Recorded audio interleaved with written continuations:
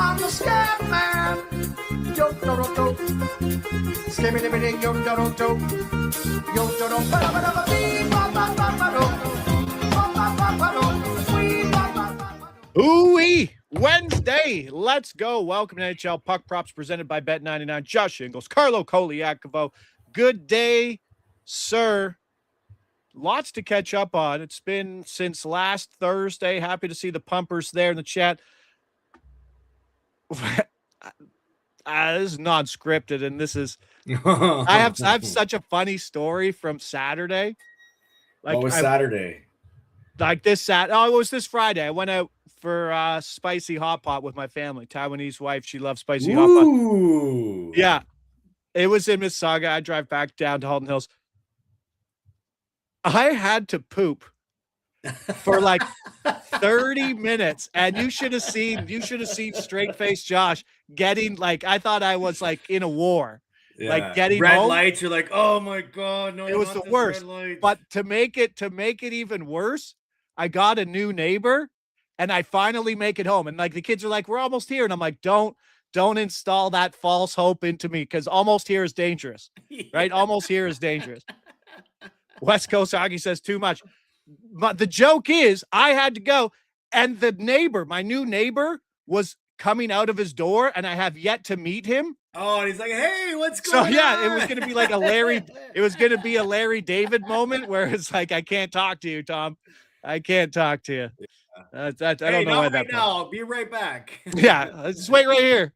Anyway, happy to see you. A big slate today. I got beat up yesterday. I did well on Monday. Point props are hitting. Sort of has been an absolute bomb. Absolute beast. And we'll get to the Dallas-Washington game that looks like to be a dead over to me with how those goalies are playing. You've been busy online talking about Team Canada and getting flack or agreeing with whatever. But I don't think, and if anyone hasn't been on Carlos' socials talking about the state of hockey in Hockey Canada and the development programs, and Carlos really based in it, probably running at his age of 10-year-old, 9-year-old kids at one of the most competitive groups in all of Canada. Safe to say?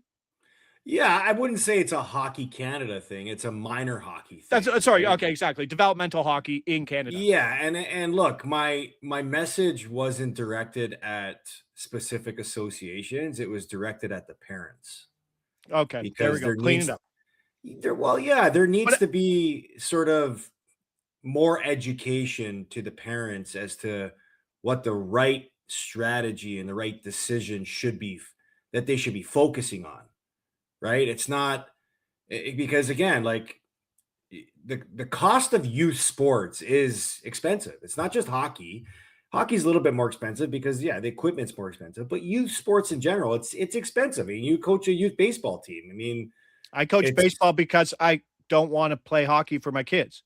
Right. But it's still expensive to play, right? So it's not about cost. And I get it. The parents, when they invest this type of time, invest this type of money, they want to they're trying to put themselves in a position to get the best results. But what are you really prioritizing as the best results? If you're making this investment, well, invest in your kid enjoying the environment that he's in, because he's going to be getting better in it, instead of chasing championships where, you chase championships and what are you really teaching the kids? It's winning or, not being able to accept losing. That you don't build character. You don't build adversity at a young age when all you try to focus on is winning. Winning is the work that you commit to on a daily basis so that you get better. I was helping out with another team's practice, talking to the kids and relaying the same message. I'm like, guys, you guys have to learn how to lose before you can win, because winning is difficult. Losing's easy. Losing's very easy. Yeah. And winning is just like, again, for me, like even with the kids that I coach, winning is being competitive. That's winning, because you're not going to win every game in the results. But if you win and you play hard and you were competitive, isn't that just as good? Right? If you're winning and you leave a practice and you're getting better, isn't that just as good? And like, it's just, again, like I see young kids when they lose, they're crying their eyes out. I'm like, what are you crying for? Like, It happens. You learn more from losing than you do from winning. 100%. Agreed. And we won't touch on it too much. Everyone's saying development. I get the development thing. Coming back from Taiwan and how they do their schooling, there's a very good correlation on how we do our hockey, where there's such a competitiveness within parents. If Tommy from next door is going for afternoon skates on Thursday, then my kid has to go for skates. FOMO. Yeah, it's really difficult. And I don't think it's not a coaching thing. I mean, the coaches are there. They're profiting, some of them at the higher levels now at it. But it's just like the thirst for it is competitive because you don't want to look like a bad parent when you're not putting your kids in all these things, when at the end of the day, it's probably the opposite. Well, look, coaches can absorb some of the blame for this because there's a 100%. good majority of them that are focused on the same things. They're focused on, I don't care about development. I just want to win because winning makes my profile better. Winner gives me a bigger ego that I could, walk around with. And it just sets a bad example. And again, like, being a good coach is understanding the players you have and the communication you have with them and, putting the best interests at the forefront. The best interests are, coaching the kids, teaching them how to play the game that they're playing. Teach them how to not to be crappy competitors. Right. Honestly, right? You're be a human being sometimes. And that's why, you look at Canada's struggles at the World Juniors. And again, this isn't just a one-off. This is 3 years in a row where this team has failed to meet expectations. Well, when you look at the group of kids that they put together, it's not the talent that they bring. Where are all these kids coming from? They're all coming from places where they're the best players on the best teams and they're playing. And in those tight, high-pressure situations, when they deal with adversity, they don't really know how to respond well for it because they haven't dealt with it enough throughout their younger years. Yeah. I should do TED Talks on losing. I'd be great at those. But no, let's work on winning today. Absolutely good touch there. Just be a good parent with your kid. Listen to your kid. That's today's message. Let's roll. Last 7 days, dogs are hitting straight up at 49%. Score overs. 57%. Away favorites against the spread, just 26%. And overs, Carlo, as you just mentioned, hitting at 70%. Wow. Dallas and Washington. Washington minus 135, home favorite here. Over under sitting at 6.5. We're going to hit that over 6.5, and we're going to hit sort of for a point at plus 135 coming off that massive game. Obviously, there's more opportunities in this Washington team for ice time with the injuries to Protas, with the injuries to Wilson. But at the end of the day right now, that Leonard, Sordiff, and McMichael line is looking a lot better than the Ovi line that seems to be slowing down, that was maybe being driven by Protas. Strome slowing down as well. There's a lot to like about that line. And Dallas, Carlo, coming into this game, lost 6 straight games in a row, but they have scored 3+ goals in 5 of those losses. What is happening in Dallas, and specifically like Jake Ottinger? Like how do you lose 6 straight games when you score 3+ in 5 of them? Wow, that's news to me. I didn't even think to look at that. Dallas has lost 6 straight games. Yeah, Ottinger was pulled last game. Like, he's been absolutely brutal, but I think he's 6-0 lifetime versus Washington with a 1.25 goals against. But I think form outweighs old matchups versus a West-East team. I mean, look, what do I think's wrong with them? I don't watch them enough to know what's wrong with them, but clearly it's not goal scoring. So it's got to be either goaltending or just a funk that they're in where, they've had so much success early on in the season. And maybe this is just their time, like every team goes through, where they just get through a slump. Yeah, Washington hasn't won back-to-back games in over a month. But combined, these two teams, the over is 14-5-1 over their last 10 games. Like I said, hot goalies turn cold. Ottinger 2-6 straight up in his last 8, 879 save percentage. But Logan Thompson, if you haven't been watching either, has got the opposite of the Canada bump. 2-6 straight up last 7, 348 goals, 887 save percentage. Oy. Yeah, oy, indeed. He's mailing it in. He's like, I made the team. I'm good. Yeah, it's like he got paid by a contract, got term, and he's like, yeah, I'm gonna be done here. Washington did run that double D power play one with Carlson and Chikrin last game. Power play one played 75%. My hot take, and I don't know if you've watched many Washington games or even watch Ovi skate much these days. Ovi on the power play is net negative. Net negative? I did see a comment that you tweeted saying, is it time to talk about taking Ovi? He double shifts. He plays the entire power play. Like he doesn't win. He doesn't win that battle. Like he just camps. And it's not a great power play in terms of moving the puck, in terms of retrieval. I don't know. Yeah. But what Carlos said about learning about losing and not chasing championships was awesome. Loved everything he said. Well, thank you very much, Sweet Pickles. And there you go, Carlos. Sweet Pickles. Thank you. I do like sweet pickles. Sweet Pickles. Oh, me too. Oh, Mav, there you go. I do not do that enough. I do it like 2 out of the 7 days of the week. Google search whose birthday it is. Maverick Bork birthday goal. And I have been looking for a Maverick Bork point prop playing on that Rantanen and Hintz line. That's been good. The other line of Robertson, Hintz is the correlated line, hitting 1 of 5. Rantanen and Wyatt Johnson for the last 5. And that's where Bork is playing with that Rantanen Johnson line, I think. Well, you should also look up milestone games, because I did the Winnipeg Jets game last night, and Luke Schenn played his out of nowhere. Luke Schenn goal played in his 1100th game and scored in it. I wonder what that was probably paying. What's wrong with Winnipeg? I don't know, man. I'm trying to figure it out. I mean, I did the pregame yesterday, and I tried to put a positive spin on Winnipeg. You know, their GM just spoke. And you go back throughout this season when other GMs have spoken. I go to Nashville. Okay. Trotz calls out the team. They've turned it around. I go to Toronto. Tree Living calls out the team. They've turned it around. Buffalo fires their GM. Cart Kekalainen comes out. He says nobody's safe. Nobody's safe. They turn it around. And I kind of said, okay, well, Cheveldayoff said, everyone, no, we're not making any changes. There's no trades coming. It's partially my fault, but the players need to be better. I figured that the players would have a response game to that. They got out to a 2-0 start. They gave up a late goal in the second period. And in the third period, it felt like that late goal really sunk them. They just completely fell apart. They gave up it was 2-2.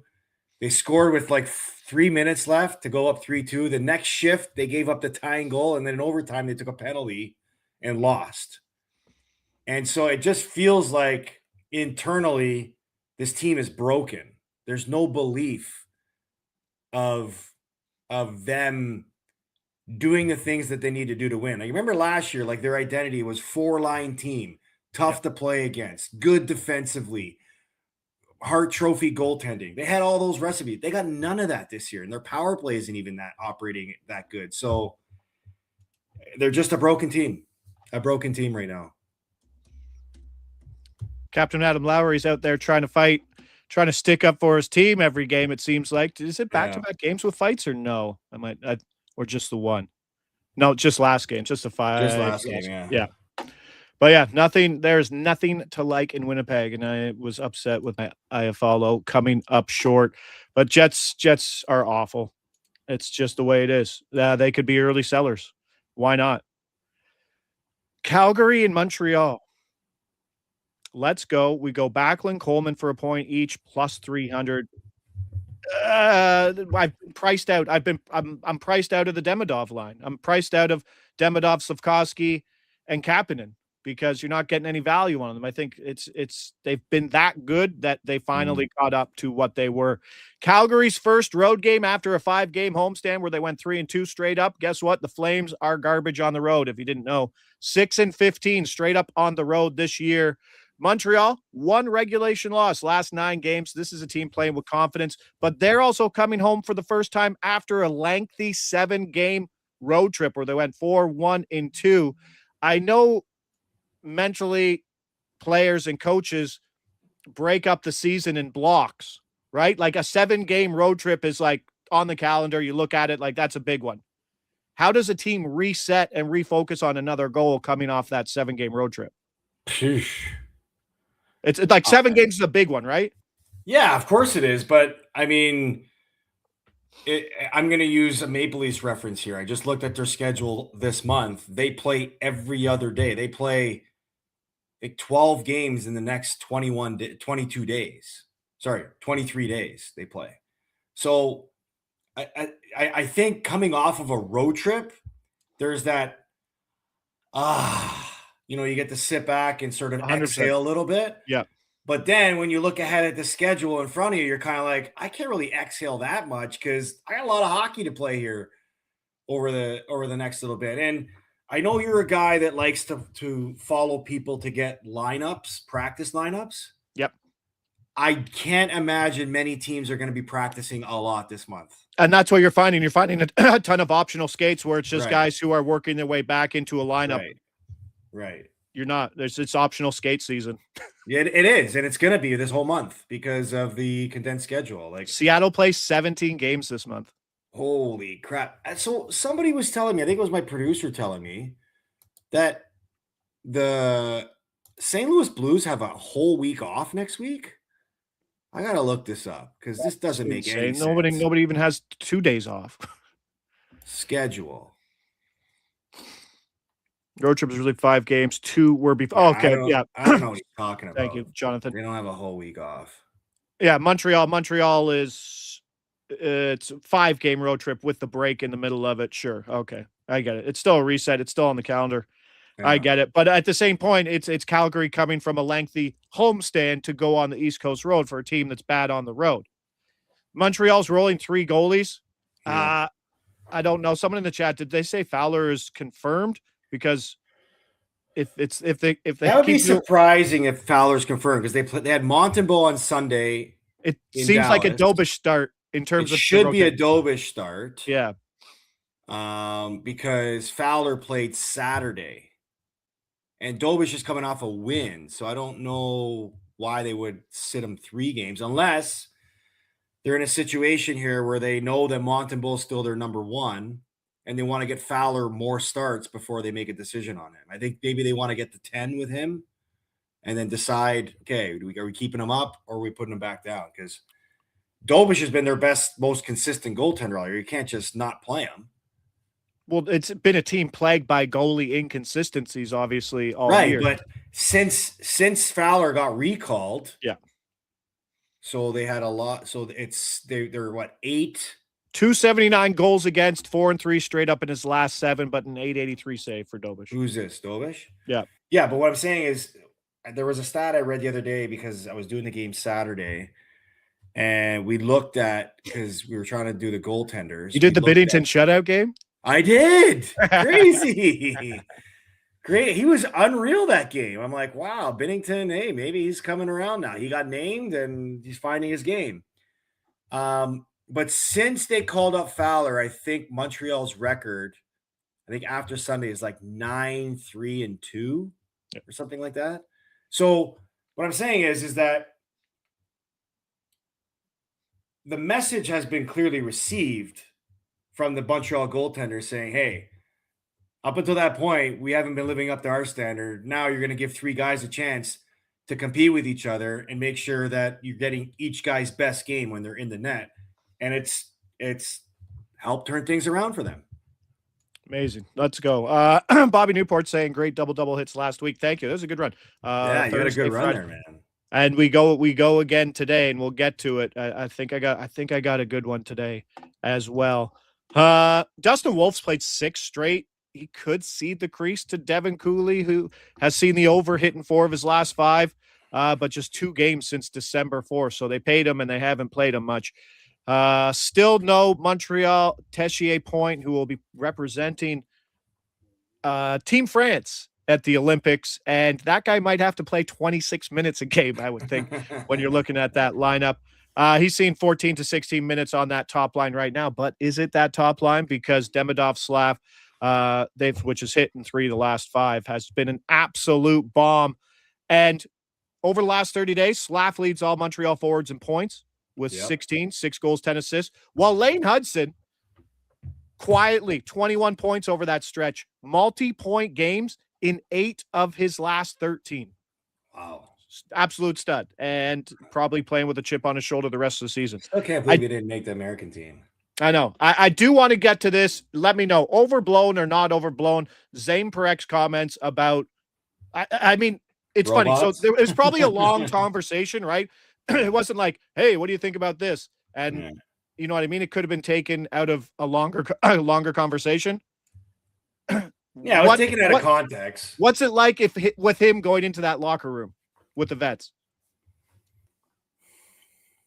It's a good question.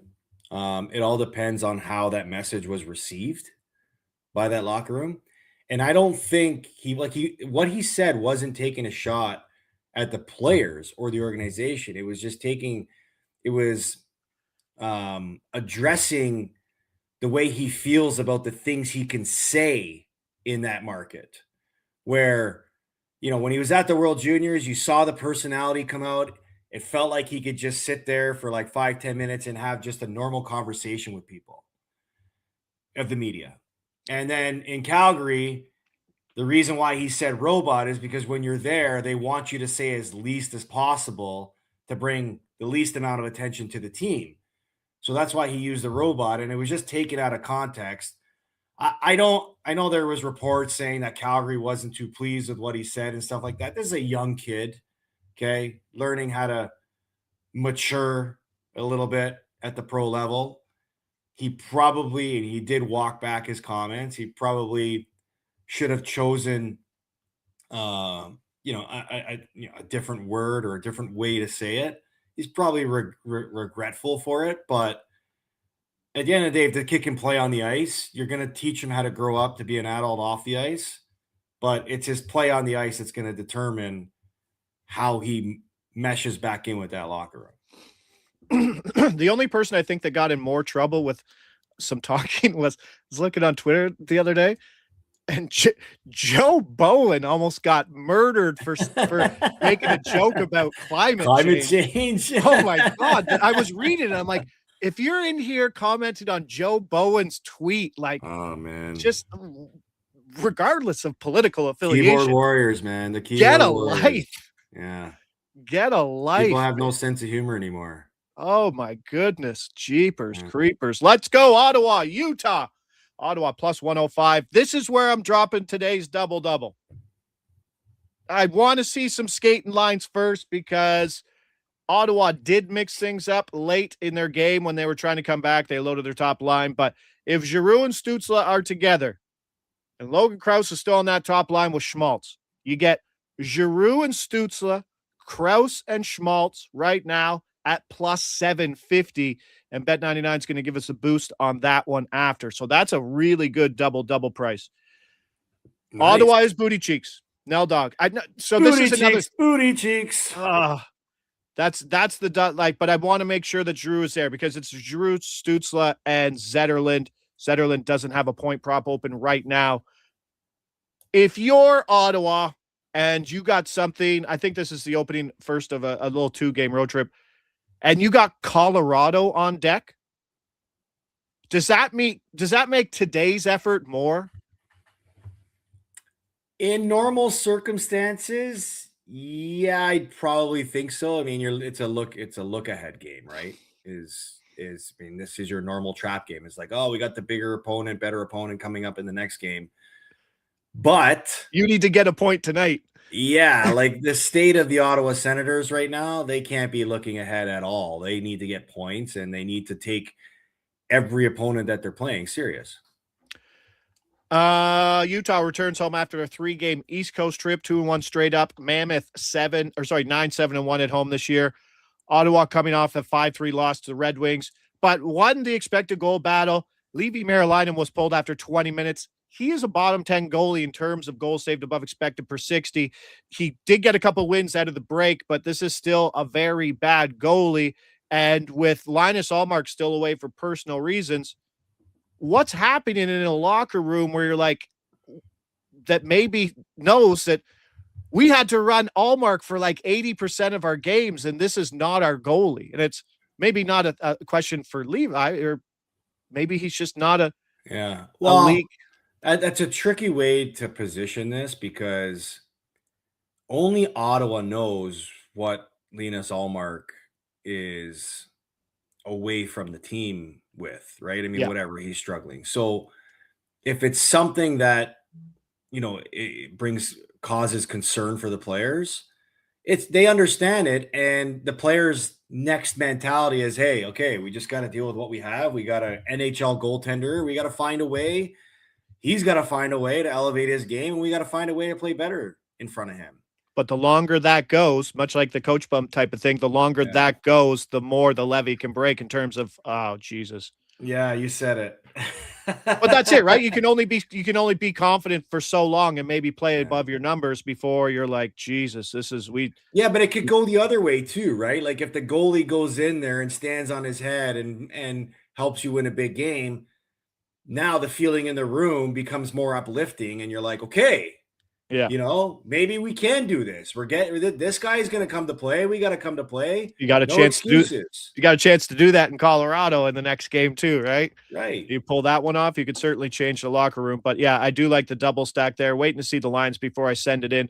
Keller Schmaltz correlated lines, PP1 hitting 2 of the last 5. Guenther Peterka hitting 2 of the last 5. And yeah, Stützle's 13-game point streak is probably one of the best in hockey right now. If you're looking at the Utah lines, that Krause, Keller, Schmaltz line played the most 5-on-5 minutes last game for Utah with McBain, and Carconi. That's probably a name I just butchered. Yeah, playing the second most actually. So the what is technically the second line with Guenther and Peterka didn't play top 2 line minutes at 5-on-5. St. Louis, Chicago. Home dog, and we're saying the home dogs are hitting at a good rate right now. Over under sitting at 5. We're going to go Ryan Green for an assist plus 265. We're going to go Arton Levshinov for a point at plus 125. Not getting greedy with double assists there. Chicago, the run that Chicago's on makes no sense. Vegas, Washington, and Dallas. They've taken 9 of a possible 12 points following a bad stretch with the Bedard loss. And you did the Binnington game. Could you see Binnington going on an FU run after getting dragged through the mud? Yeah, I can. I mean, look, have you seen the standings lately in the NHL? They changed. I haven't looked at them today. Okay, so the reason why I say that is because in your mind, you probably believe St. Louis is having a terrible season, right?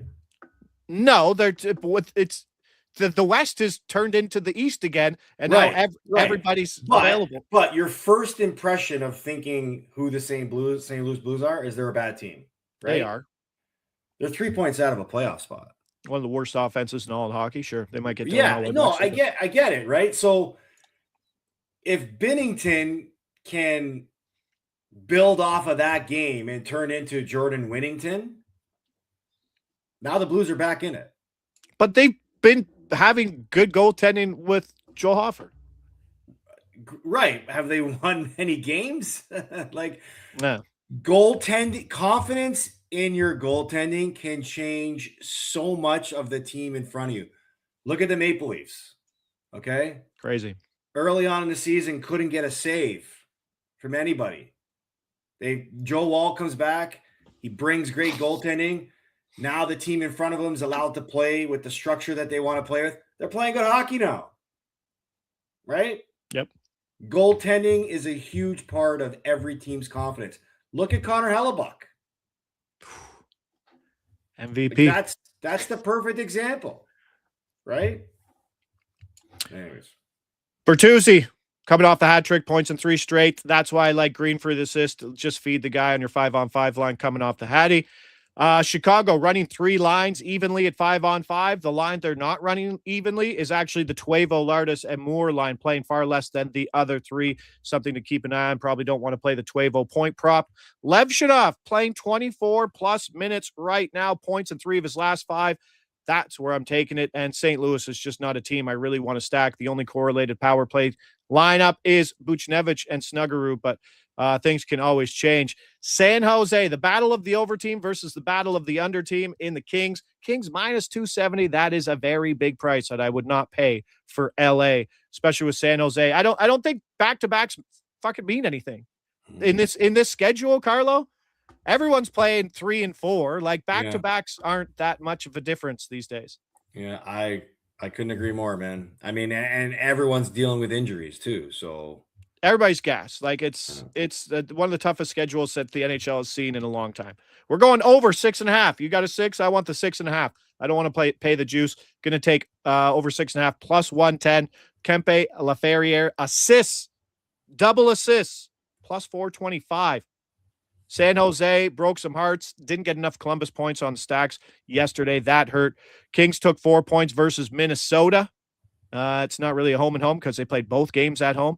The San Jose Sharks have the number 4 offense over the last 30 days at 3.7 goals. They also have the second worst goals against at 3.85 and the number 30 PK. San Jose, 21 wins, more than they had last year already. Way to go, Wafarski. Well done. It could be an Anton Forsberg start here for the Kings, as Kemper has been busy. But the big one is it should be Askarov in net, and I don't know if you've seen Askarov's stats recently. He was pulled in his last start, and he's allowed 3+ goals, Carlo, in 11 straight games. Wow. That is bad. That is not good. So let's get some goals. The issue with the Kings here, something we need to keep an eye on before we get out of here. Kings could be without their captain in Anze Kopitar. Joel Armia is also questionable, so there could be some line juggling. The lines they went to in the last game were Kempe, Byfield, and Laferriere, Fiala, Turcotte, and Kuzmenko, and that's showing how thin this LA Kings offense is. Celebrini, Eklund power play 1 is hitting 4 of the last 5. Toffoli, Wenberg hit last game and is hitting 2 of the last 5. So we'll wait and see on those Kings lines. But let's go double assist stack there in a good matchup for the LA Kings offense, who doesn't usually do too much, but San Jose is giving it up, and the over 6.5. Keep an eye out for that double boosted stack, and we're going to get a great number on that. I just want to confirm, but that will be it. Yes, the Kings do shuffle quite a bit. We'll see how that goes. But Wednesday in the books, 4 games, lots to talk about, more to talk about tomorrow on a 18,000 game slate, which scares me every time I go to sleep on Wednesday night.